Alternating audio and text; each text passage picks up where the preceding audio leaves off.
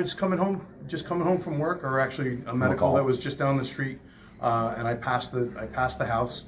I didn't see anything. In hindsight, I pulled in my driveway, put the key in the door, and the tones dropped. And Structure Fire 441 Warrenville Road. I'm like, it's right down the street. I'm like, how did I miss that?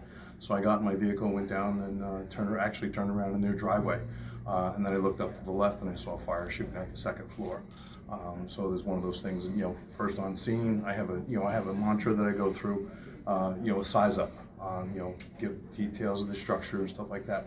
But I came across one of the reported victims in the front yard, and I walked, about 100 feet to him, and I said, "Is there anybody in there?" I said, "Yeah." He said, "Yeah, there's two trapped on the second floor." And I'm like, "Okay." So I'm gonna switch gears on this. I walked over to the open front door on the first floor. I saw no smoke or fire, and I yelled in, "Is there anybody in there?" And I heard two distinct voices coming from inside the residence.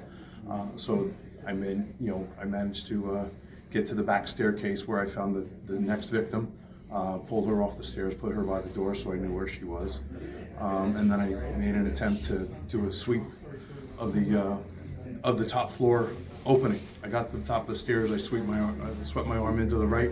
I didn't come in contact with it. So then I was able to find a flashlight and put it down on the landing itself. And then, sure enough, down the hallway, I found 4 fingers shrouded in smoke, motionless. So I'm like, wow, I got this. And at that point, I know what I had. I know what, how I was protected.